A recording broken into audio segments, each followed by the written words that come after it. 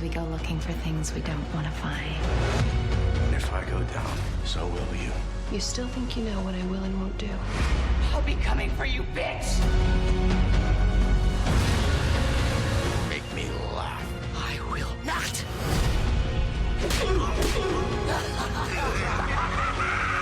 That is so Gotham. You have no idea what's really going on, billionaire boy. Ivy? I'm going to make miracles happen. Now we're talking! Gotham returns with new episodes this spring. Thank you for waiting! We're gonna have so much fun together.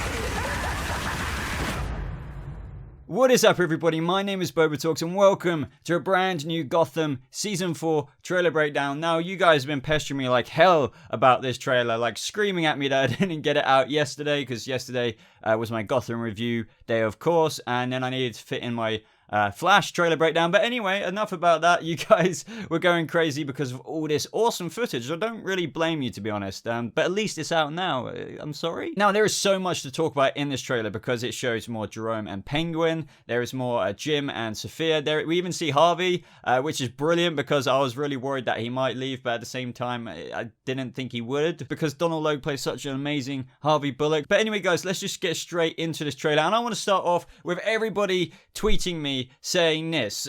Jerome put down the Joker card. It's confirmed he's the Joker. They confirmed he's the Joker in the latest trailer. Let me just say this to you, to any of you guys who are saying that, with all due respect, no, they didn't. They did not do that. Now, I'm not saying Jerome isn't the Joker. I'm actually and always have been an advocate and always have been battling against the showrunners for them screwing the fan base around with is he or isn't he, blah, blah, blah. But to those guys who are saying that Jerome is the Joker confirmed in this trailer, or the trailer confirmed it, look again. Seriously, look again. I'll play it for slow-mo for you. What we see at the beginning of the trailer is Jerome walks in and then it cuts to a separate scene of a Joker card hitting the table or hitting the floor. But do you see him put it down himself? No. Now, I'm honestly not trying to rub this in. I just wanted to make it very clear because I got so many comments and so many comments after I replied back to them saying we didn't see that, saying the same thing again and again. I guess some people are just maybe very excited that this is the case.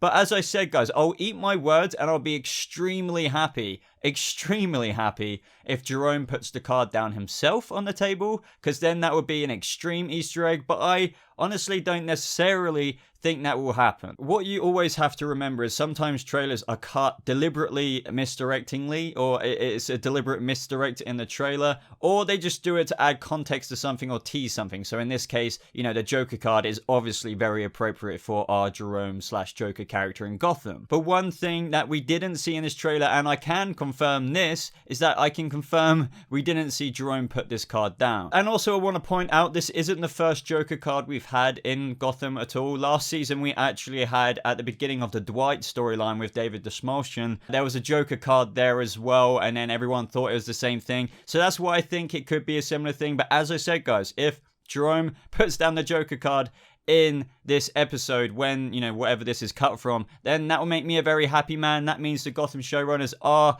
really subtly hinting that he is the Joker, and come on, we all know he obviously is meant to be that character, despite them saying this very statement I'm about to read out. And this is to all you guys who are just flaming in the comment section saying, oh, we told you Jerome was going to be the Joker. Look, this is why I never wanted to say he is or he isn't, because of a couple reasons that I'm about to get into, and one is the following. Brian Windebrand, who's one of the executive producers on Gotham, said the following: he's obviously not the Joker himself, although he clearly seems to be the impetus that eventually creates the Joker. The more that we see him, the more he carves out his own path, I'd say. I wouldn't say he becomes more the Joker, but the Jerome character continues to evolve. Now there's that, and trust me, I'm completely on the board in terms of how the producers might just be saying, yes, Jerome is just Jerome now, and technically his own character, but one day, much like the Batman Telltale series, John Doe, he's not known as the Joker in that just yet. Same with our Jerome situation, right? But the reason why the Gotham showrunners caused this whole kerfuffle with the fandom is because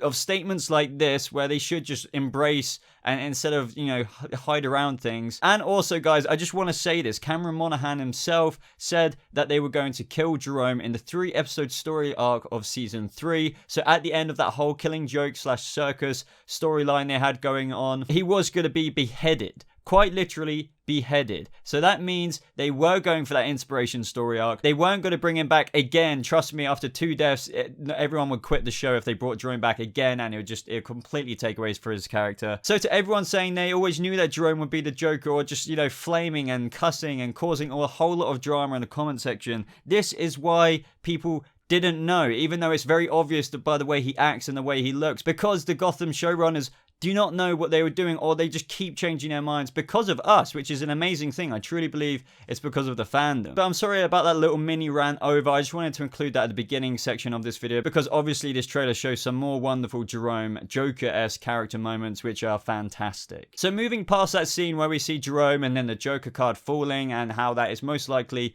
cleverly put together, you know, most likely after a Jerome scene, and then like an inmate might drop a card and it's like a Joker card, and then that's supreme foreshadowing into the character he will one day become. But brackets, close brackets, if Jerome drops it himself, then that would be an extremely amazing Easter egg, because he doesn't even know he's the Joker yet. But if he dropped a Joker card, that would just be an amazing fan service and something we've all been wanting for the longest time. And if they did that as well, then that means maybe the showrunners might be finally getting their asses in gear. We then finally see that Bruce gets his own ass in gear as well, and gets the Batman proto suit armor back out again, probably after realizing that he's been such a douchebag, whether that's to Alfred or just the way he's been acting. It's just ridiculous, and we all knew this was going to end, but it's dragged on a lot longer than what we all wanted it to. But I'm also going to include the next Bruce bits in this trailer right here, because it just makes a lot of sense to talk about it in one continuous, you know, breakdown. We see the proto bat mask in the fire, so it's most likely that Bruce is gonna, you know, burn it after, you know, firing Alfred. He's still probably in his temper tantrum mood,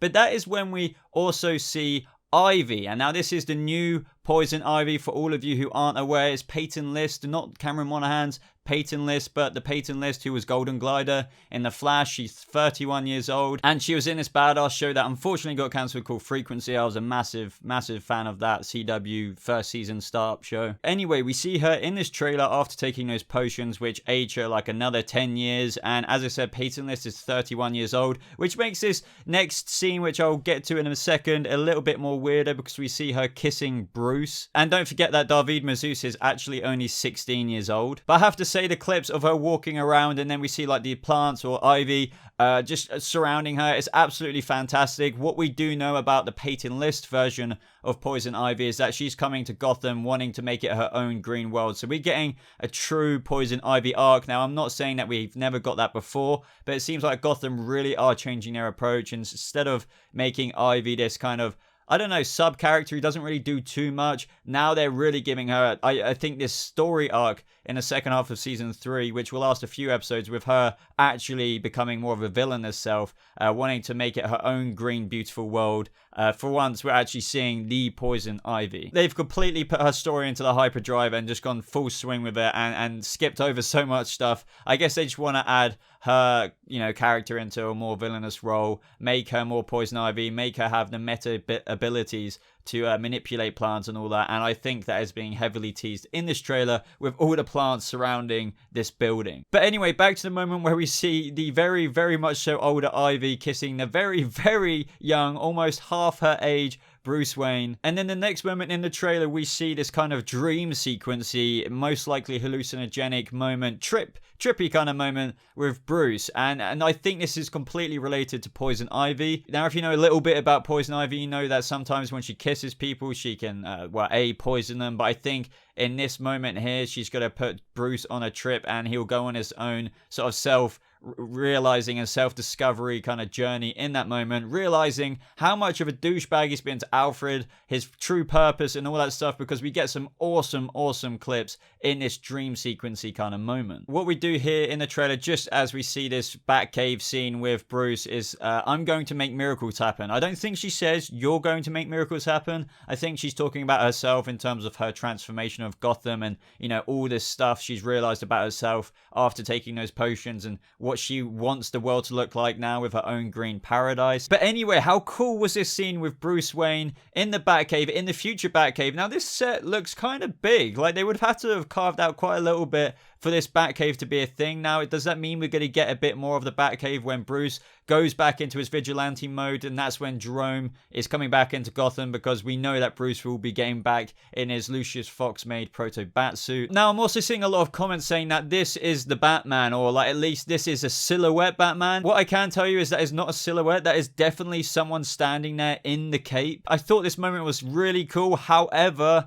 notice how he doesn't have bat ears. Now, I'm thinking this might not be, even though it is a dream sequence and it's about Bruce realizing that he needs to put the suit back on and, you know, realize that he can make a difference in Gotham, because that is what this is all about. And it's very, very important in terms of Bruce coming out of the rut he's in at the moment and the douchebaggery he's conducting himself with. But as I was just saying, I don't think this is necessarily the future Batsuit. I think it's just a more evolved version of his proto Batsuit, because at the minute what we know is that he doesn't have the ears, he just has that mask and the suit. But I think this is just that with the cape added, and it's just made to look slightly cooler, for even to encourage Bruce that he's like, oh my god, like that's like a cooler version of me, like going out there. So it's not fully spoiling that to Bruce that he will become the Batman, because also that actually wouldn't make much sense. And I'm kind of glad that, even as cool as it would have been to show the ears, that they didn't show them, because he doesn't even have a fear of bats yet. He hasn't even discovered his symbol. So to have a vision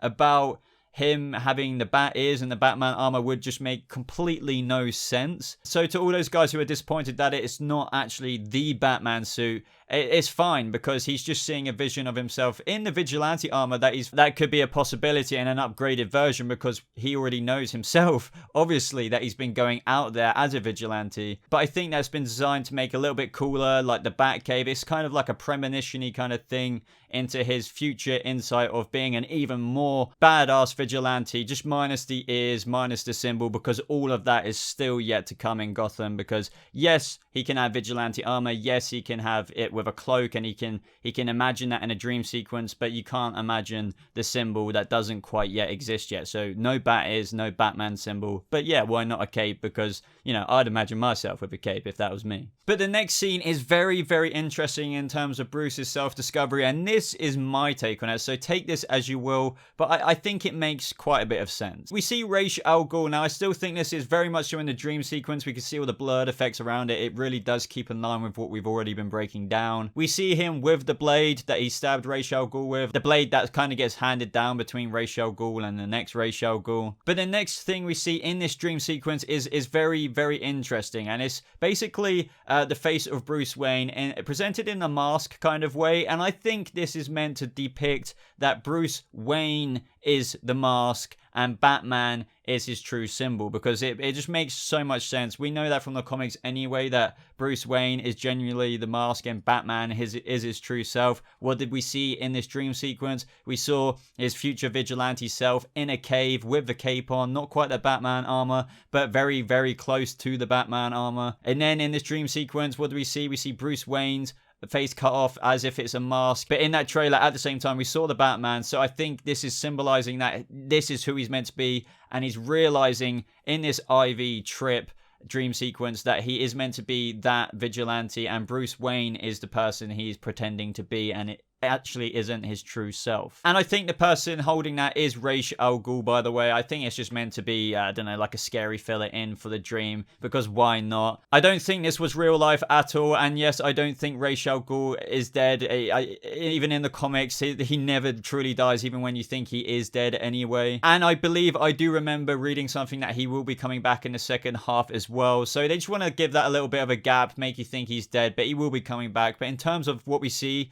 of Alexander Siddig, who plays Ra's al Ghul in this trailer, that is most likely in this Ivy dream sequence. But let me know what you think in the comment section down below about this part of the breakdown. Do you think I'm right in saying that this dream sequence is meant to represent how Bruce Wayne is the mask, and that's why Bruce's face is cut off as if it's meant to be a mask, and then we see the Batman or the future-esque Batman armor depicting that is actually Bruce Wayne, sorry, his true identity rather than Bruce Wayne. Now, before we get on to the exciting Jerome stuff, I want to talk about the other bits in the trailer. Let's have a talk about Barbara. What the heck is her hair? Like, I don't really think that suits. I actually like the hair we've seen her with already so far, but I don't know. I guess Barbara is a bit of a weird one this season, even though I am really, really enjoying her character. Now, what I think she's saying to Jim in terms of be careful what you wish for, Jim, and the reason why he's visiting her is because what we know is, for all intents purposes, Jim is Sophia's bitch at the minute, and Jim seems to be going around to people and then to people asking for their help to get rid of this person.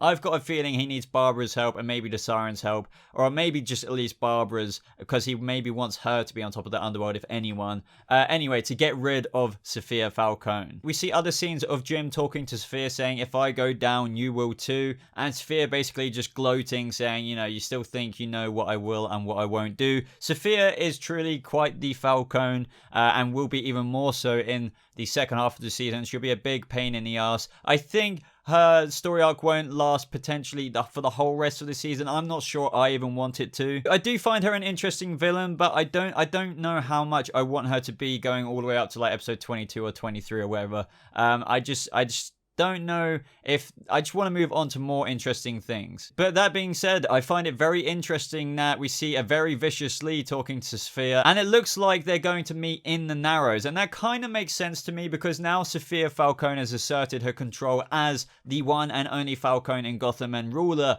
of the criminal underworld. It makes sense that she'll want some claim to the Narrows, right? And who will Sophia be going to? The leader of the Narrows. And who is that? Lee Tompkins. We hear Lee saying, I'll be coming for you, bitch, and that kind of made me laugh a little bit. But the fact that she's that angry and that vicious, I'm thinking maybe she is taking the Narrows away from Lee, or maybe her clinic, because I can't imagine the Narrows is extremely important to Lee. So maybe it has, to a degree, got that important because of the people. They really respect her. She looks after many of them, so she's probably bonded with the people and got quite a close relationship with all the families and stuff like that in the Narrows, and they all respect her, so that must make you feel pretty good as a leader rather than ruling through fear. And then here comes Sophia, probably having a bit of a complex issue, or like a god complex issue, because she's not in control completely over Gotham, and not only that, there's another woman in control of the roughest sector, which she probably wants so much for herself. So we're gonna have to wait and see with that, but I'd love to know your thoughts in the comments below in terms of what you think is going on between Sophia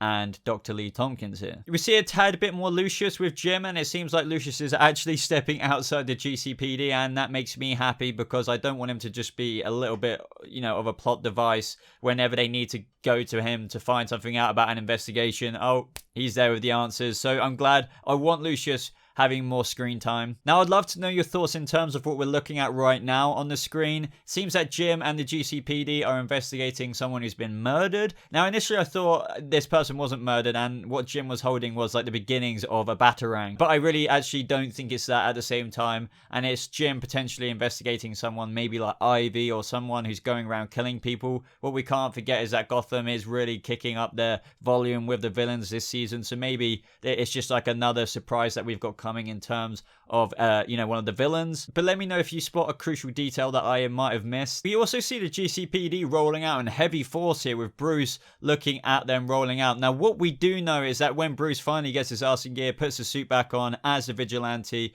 Jim Gordon will actually be going after this vigilante. Like in true fashion, Jim Gordon after Batman before they became friends. He didn't know him. He thought he was just another one of these crazies in Gotham. So maybe we're getting a little taster of that here, but I want to read out something very quickly before we move on to the Joker stuff that, David Mazouz said about the reason why he's getting out there and how this all just fits together. So here we go. The second half of the season will mark one of the worst episodes in Gotham yet. And the worse the episode is for Gotham, the better it is for viewers, right? Jerome will team up with some less than likable villains, and that's plural, guys, villains. So not just Penguin, and they will take over the city, and it will be a terrible, terrible fiasco. The one difference this time is that Bruce is involved. It's not just going to be Gordon and the GCPD taking them down.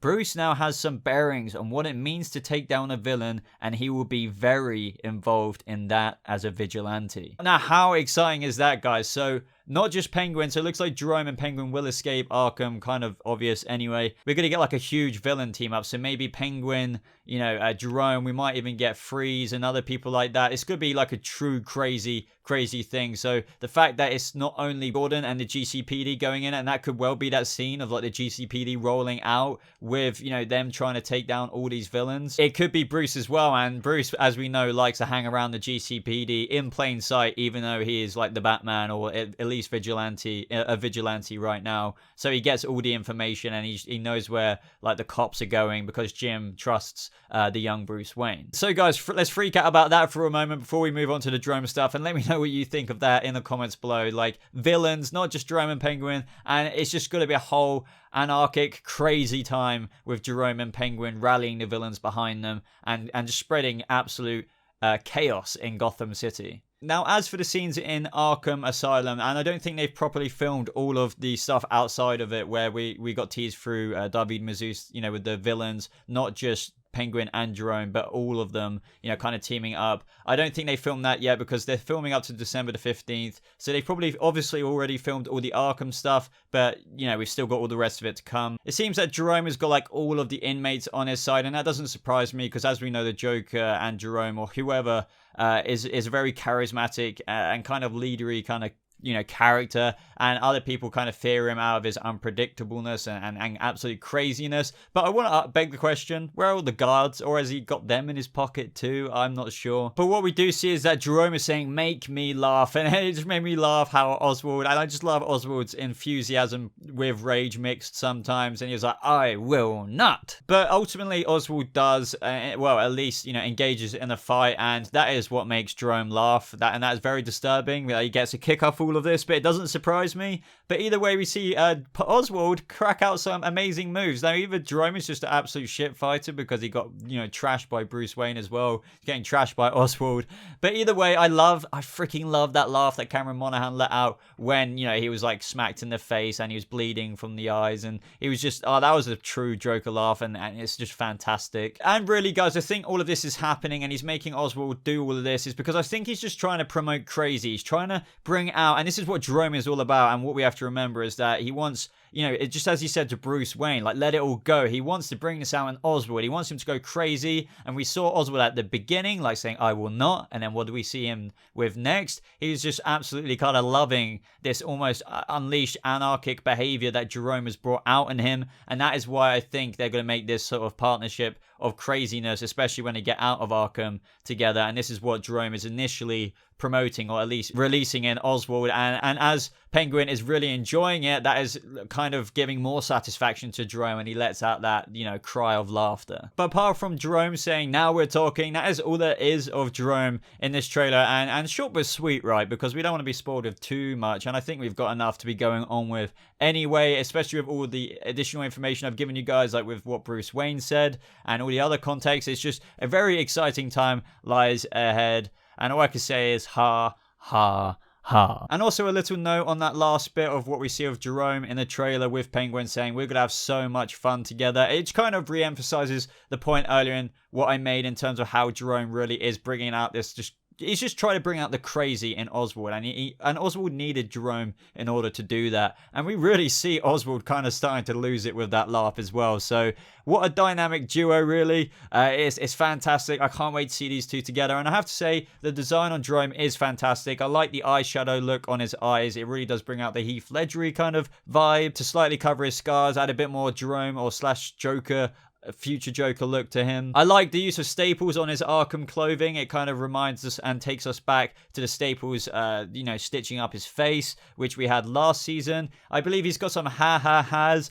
stitched into his Arkham clothes as well. So all these little details all add up into a fantastic design. Now, a couple of bits you may have missed in the trailer. We actually see Harvey Bullock here, and he's got a gun to Jim. Now, maybe Harvey has realized, and I think Harvey knew this a little while ago anyway, there's always always a price to pay in Gotham, especially with Jim's promotion here. And I think Harvey, even though he seems to have been acting a little bit like a sore spot, he's actually subsequently kind of been the one in the right, because Jim is now being controlled by Sophia, and I think Harvey saw that coming a long while off. So maybe he's been keeping on Jim. He catches up to him after tailing him for a little bit, and then he catches Jim probably doing something for Sophia, or letting something slide for Sophia, or just regardless doing something for Sophia, because he doesn't have much of a choice at the minute. And that's when Harvey pulls the gun on him and is like, what has she got you doing, partner? Or like, what is, you know, the righteous Jim Gordon, and look at him now, or something like that. I can really see that, or something like that happening. But let me know what you think of that in the comments below. But let's just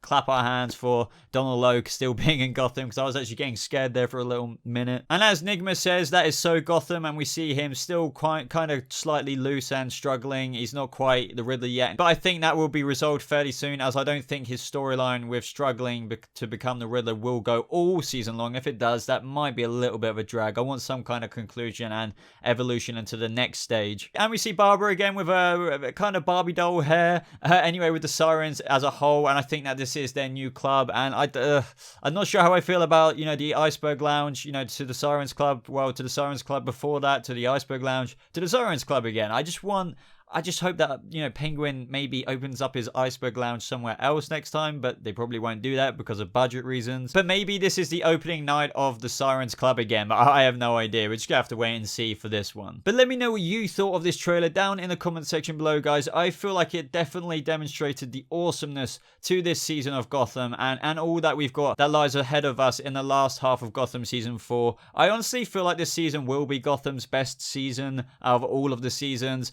As for whether it gets renewed, that is a question. That is a separate video for another time, and now we're on the off season. I will make that video, but yeah, we're gonna have to wait and see, guys. So let me know what you thought of it in the comment section down below, and let's speculate, theorize, and everything, because now is the time to do so. But other than that, guys, I know this has been a little bit of a long video, but I wanted to do a proper in-depth one for this one, especially as it will most likely be our last trailer for a little while now. But if you did enjoy the video, I'd really appreciate it if you left a like on us. It really does show your support for the channel. And if you're new to this channel, then maybe even consider subscribing to stay up to date with everything Gotham. I'm your guy for that, and everything else Arrowverse and DC/Marvel, because I just love making videos just like this. I've also recently opened a Patreon, guys, so if you want to support the channel a little bit more and go the extra mile, then be sure to head to the link on the top of the description to check out some of the tiers I got. Thank you to all my current existing Patrons. I think I got 5 now, so that is just absolutely fantastic, and I didn't even expect one, so I really appreciate that. If you want to stay a little bit more up to date with me personally, you can do so by following me on social media. The link should be popping up on the screen around here